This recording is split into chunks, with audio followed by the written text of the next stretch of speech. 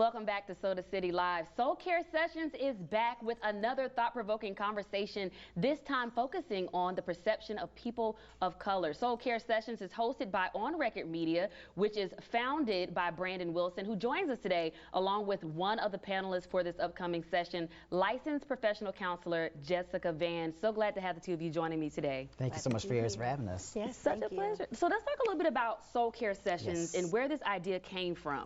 So I came up with this idea. On Record with Brandon Chris Wilson is kind of my show that I started online about 3 years ago. But I wanted to take the discussion even further into the community and start having debates and even bringing awareness about mental health. Because it's not a discussion that we have too often within our families. There's still a lot of generational stigma that's surrounding mental health awareness.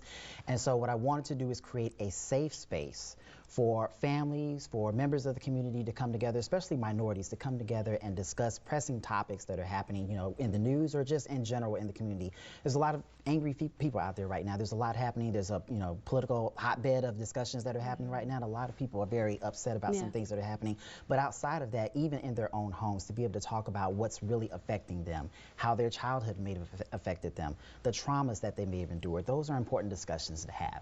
I also really appreciate the fact that you have on-hand resources like Jessica. You have always had a counselor, and this is your second well, I don't want to say installment, but this is the second session you've had, and you, with your first session, you had a counselor as well. And so I want to kind of speak to Jessica a little bit about, your thoughts about having a counselor involved with these types of conversations and why it's so important. I think that it's imperative to have mental health professionals involved. One, because it really kind of personalizes the services. A lot of people don't know what to expect with mental health, and they don't know what the topics are going to be. Like, what can I bring to therapy, or what can I bring to that space? And this really just opens it up. We're here to take a holistic approach to people's wellness, and your mental is part of that. And so I am just honored to be a part of the Soul Care Sessions and have these conversations and bring them to the forefront. I absolutely love that. And back to you, Brandon. We talked a little bit about the last session you had, and I think we have some video, if we can throw that up there. But I want to know about the response. What was the response? And the topic was generational trauma. Yes. So we talked a lot about generational trauma in the first two sessions, and this is the third one coming up on Saturday. So in those sessions, we talked about generational trauma, and we also had a friend of ours who's also a licensed professional counselor, Christian Jackson. She was on there. She wrote the book Daddy Issues. And so that book was actually poignant and great to have as part of this discussion, because when we talk about issues that we may have encountered growing up, those ultimately can affect us into our adulthood. Even talking about attachment theories, that's even a big part of that discussion as well too. But the response was great. I was very surprised at the number of people who did come out and were very open and forthright with sharing their information about some of the things that they endured and how they did not discuss mental health awareness growing up, and how they are actually seeking resources. And that's one of the important reasons why I have licensed professional counselors on my panel, so that way they can reach out directly to anyone that's there in the community who would like to have these discussions with them. And of course, mental health awareness is extremely important, because what's not talked about, what's not discussed, ultimately can affect you, in greater ways. It's the things that get passed down. And that's why it's important to talk about like the generational traumas or the generational joys that we pass on to people. And so in this session, we'll be talking about identity. A lot of our identity is not formed in a vacuum. We're not formed individually. It's how people have impacted us.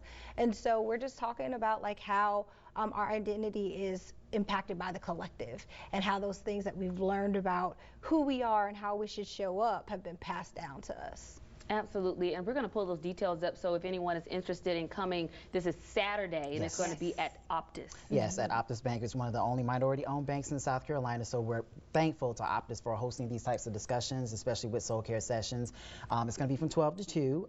You have the QR code there. You can RSVP for your free seat at the event, and it's going to be a great discussion, kind of a viral discussion. It's probably something you guys have discussed on Soda City Live, when we're talking about identity and how identity is formed, but more so important social standards in our community, because there was a viral discussion that happened on social media with an Ohio dentist that posted a sign in her office that basically said no house shoes, no bonnets, and no pajama bottoms. We will gladly reschedule your appointment. And that set off a viral debate on social media about who's policing, who has the right to police who when it comes to what they wear. So we're even going to get into the history and of some of the topics surrounding headwear, because some people may feel that a bonnet is synonymous to a head wrap, and That's a big debate within our community. Who polices those? And then not to just, you know, talk about women, but as men too. As a man, I don't wear a do-rag in public. So that's one of the discussions that we'll also have there as well. It's important to talk about, you know, there's mental health implications with that in terms of how you present yourself and ultimately who sets that standard. You know, history kind of tells us that in the past, you know, there's been things that have not been acceptable about the way people of color, especially black people, how we show up, the way that we wear our hair, the items of clothing that we wear. And so it's very important to open that conversation and put it on the forefront and acknowledge the mental health implications to that, because, you know, if you're just showing up as yourself and you're feeling good and someone says that's not the appropriate way, it kind of shuts you down and sends you back into your head a little bit. Perfect. Well, I'm looking forward to being a part of this panel as well. I will be there on Saturday, and so we're looking forward to having these discussions, having our viewers come out, ask questions, and you don't have to be a person of color.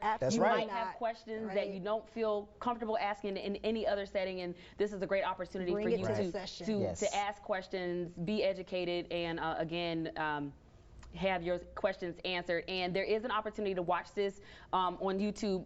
Correct? As well on my YouTube channel and on my Facebook channel, On Record with Ren and Chris Wilson.